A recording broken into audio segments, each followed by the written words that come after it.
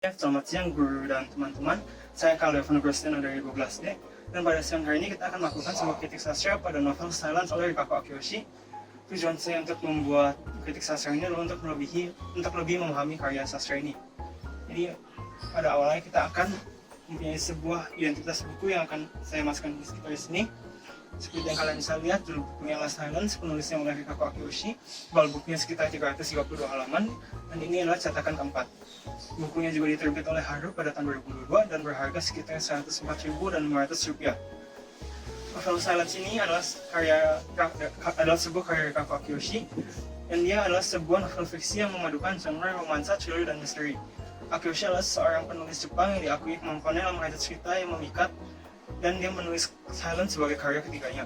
Akiyoshi sebelumnya meraih gelar master dalam produksi film dan TV dari Universitas Loyola Marymount dan mempelajari sastra di Universitas Waseda. Karya debutnya, Snowflower, memenangkan Yahoo Hadiah Sastra Jepang dan diadaptasi menjadi film pendek. Karyanya yang lain, The Dark Maiden, juga telah diadaptasi menjadi film. Dan kalian akan bisa melihat sebuah sinopsis di kanan saya. Saya akan menjelaskan kurang lebih mengikuti yang itu. Dan cerita ini mempunyai karakter utama seorang gadis bernama Miyuki yang dibesarkan di sebuah pulau bernama Yukinoshima yang bisa diterjemahkan ke bahasa Indonesia sebagai Pulau Salju. Sebuah pulau salju ini adalah sebuah pulau kecil yang bisa ditemukan sekitar Niigata yang konon dilindungi oleh Shimata-san, sebuah dewa penjaga pulau. Ceritanya pada awalnya mengikuti upaya Miyuki untuk menjadi sebuah idola di mana dia berhasil melewati audisi daerah, namun tidak diperbolehkan mengikuti audisi nasional karena dilarang oleh bapaknya untuk pergi ke Tokyo dan tinggal di sana jika dia berhasil melewati audisi nasional. Karena ini, ia terpaksa untuk tidak mengikuti audisi tersebut dan menunjukkan hari-hari SMP-nya di Pulau Yukinoshima dan hanya meninggalkan pulau tersebut untuk SMA, dan itu juga karena tidak ada sekolah SMA di Pulau Yukinoshima. Sesudah Miyuki lulus SMA, dia berhasil masuk ke universitas yang bagus di Tokyo, satu-satunya keadaan yang diizinkan ayahnya untuk tinggal di Tokyo. Dan saat belajar di universitas, Miyuki bergabung dengan sekolah bakat untuk mencoba menjadi idola setelah lulus. Namun dengan setiap audisi idola yang dia ikuti, dia akan ditolak lagi dan lagi, sampai bahkan setelah dia lulus, Miyuki gagal untuk bergabung dengan sebuah grup idola dan berakhir menjadi seorang manajer idola. Meskipun untungnya dia akhirnya menjadi manajer yang sangat sukses dengan bakatnya menjadi wajah dari berbagai perusahaan dan hal. Sebagai manajer, dia juga akan bertemu Toshiki, seorang yang bekerja di biro iklan. Seiring berjalannya waktu, hubungan mereka berkembang dan mereka akhirnya berkencan. Sesudah mereka mulai berkencan, Miyuki mulai gelisah karena Toshiaki belum lamar meskipun sudah berkencan untuk beberapa tahun. Setelah pertengkaran yang disebabkan oleh kecemasan ini, Toshiaki akhirnya setuju untuk bertemu dengan orang tua Miyuki saat dia kembali ke kampung halamannya setelah kunjungan terakhirnya yang beberapa tahun yang lalu. Karena kampung Miyuki berada di pulau kecil, mereka berdua akan pulang naik kereta dari Tokyo ke Niigata, terus menaiki kapal dari Niigata ke Yukinoshima, dan di kapal inilah mana berbagai hal dimulaikan. Jadi sesudah sinopsis, kita akan memasuki pada bagian peninjauan pustaka. Ini secara kritis terhadap Silence dari perspektif psikologis masih terbatas. Namun beberapa penelitian telah mengeksplorasi aspek yang lebih luas dari karya Akiyoshi. Sebuah studi oleh Tanaka yang diadakan di tahun 2017 menyoroti kehadiran karakter perempuan yang berjuang dengan pemenuhan diri dan ekspektasi masyarakat yang berpotensi meresonansi dengan perjalanan Yuki. Pendekatan psikologi yang akan digunakan untuk kritik sosial ini dapat menjadi kerangka karya yang berguna untuk menganalisis Silence. Pendekatan ini memungkinkan pemeriksaan terhadap perjalanan emosional para karakter seperti Miyuki dan Toshiaki, mimpi yang tidak terwujud, perubahan pekerjaan, dan tema novel seperti ambisi, kekecewaan, dan adaptasi juga cocok dianalisis dengan pendekatan ini. Pendekatan psikologi pada akhirnya dapat membantu pembaca memahami bagaimana pengalaman dan sifat batin para karakter mempengaruhi pilihan tindakan dan hubungan mereka dalam cerita. Untuk memasuki diskusi, isu pertama adalah isu kekurangan komunikasi. Jadi di sini ada dua cuplikan dari buku, keduanya dari halaman 109.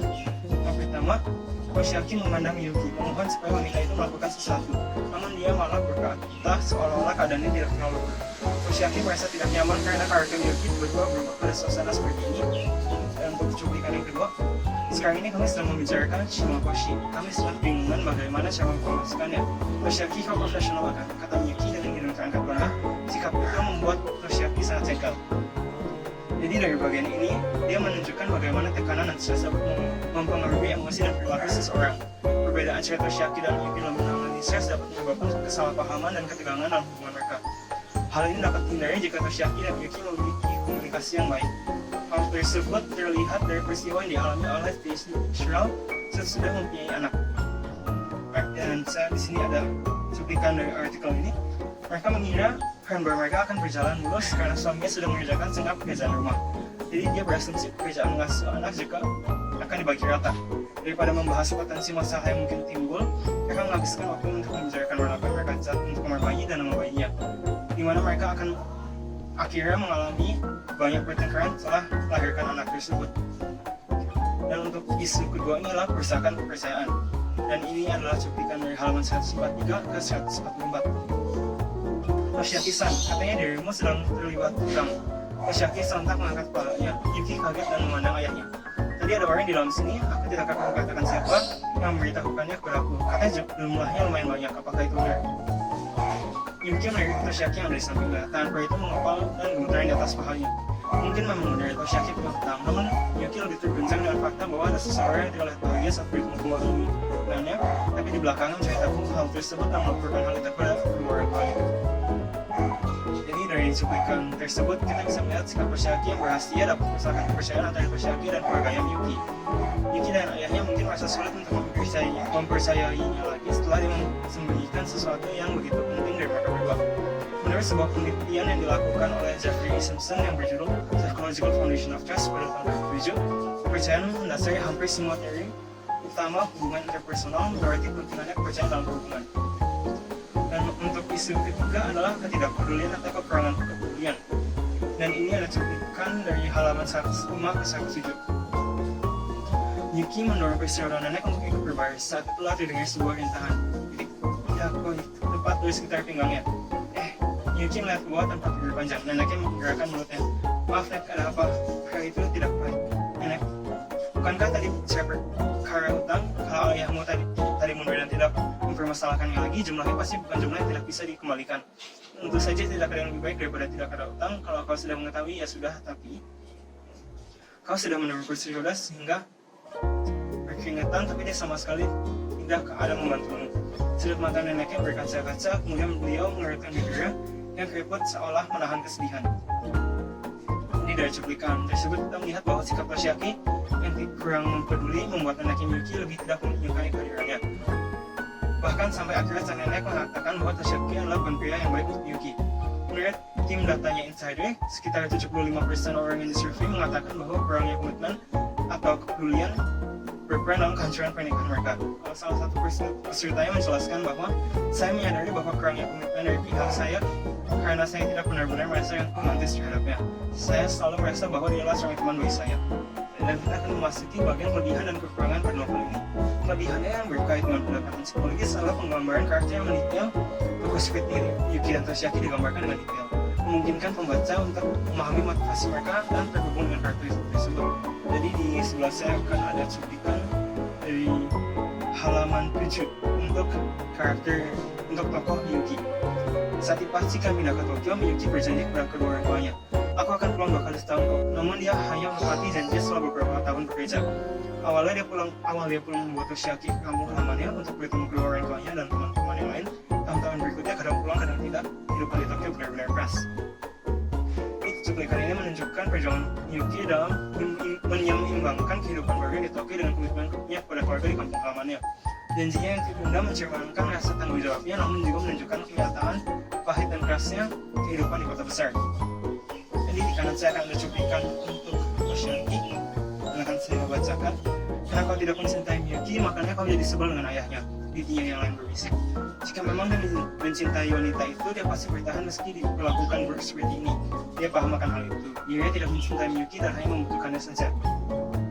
Jadi dari cuplikan ini, bagian ini mengungkapkan keraguan tentang perasaan Toshiaki terhadap Yuki, perilakunya yang egois dan seringkali menyakiti Yuki, menimbulkan pertanyaan tentang kelulusan cintanya, dan juga menunjukkan bahwa Toshiaki mungkin tidak benar-benar mencintai Yuki dan hanya memanfaatkannya untuk kepentingannya sendiri. Untuk kelemahannya tidak ada cuplikan secara spesifik karena dia lebih terkait dengan kejanggalan alur ceritanya yang berdampak pada pengembangan karakter. Beberapa kejanggalan dalam alur cerita, terutama pada klimaks dan akhir cerita, kadang mengganggu momentum dan akhirnya memberi ruang bagi eksplorasi psikologis karakter secara maksimal. Dan untuk menutup video ini, secara berkesimpulan, Silence menawarkan kisah yang menarik tentang menjalani perjalanan yang masuk per karakternya dan juga mengasih lihat beberapa isu yang bisa ada dalam sebuah hubungan, yaitu kekurangan komunikasi, kerusakan kepercayaan, dan juga kekurangan kepedulian.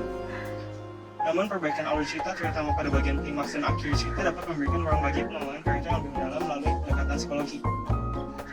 Kisah cinta Miyuki dan Toshiaki membawa pembaca pada perjalanan penuh rahasia terpendam dan perubahan hidup dramatis di Pulau Yukinoshima. Meskipun terkendala sedikit kejanggalan tempo, penggambaran yang mendetail dan tema yang relevan membuat novel Silence layak dipertimbangkan untuk dibaca. Oke, jadi terima kasih untuk sudah mendengarkan dan nonton video ini. Untuk yang penasaran, ya lokasi rekamannya kurang lebih seperti ini. Lumayan banyak semutnya, tapi ya lumayan enak juga.